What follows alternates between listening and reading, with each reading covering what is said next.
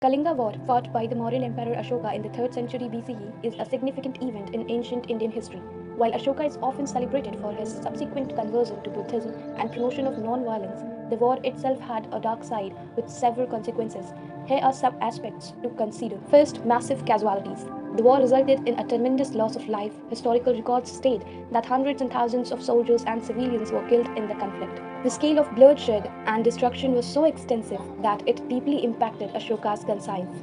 Second, suffering of the people. The inhabitants of Kalinga, a prosperous and fertile region in the present-day Odisha, suffered immensely during the war. Ashoka's military campaigns caused widespread devastation, including the destruction of cities, villages, and agricultural lands. The civilian population endured the horrors of war, facing displacement, famine, and hardship. Third, brutality and atrocities. The war witnessed acts of brutality from both sides. Ashoka's army carried out ruthless acts, including the killing of prisoners of war, mass execution, and enslavement of the defected population.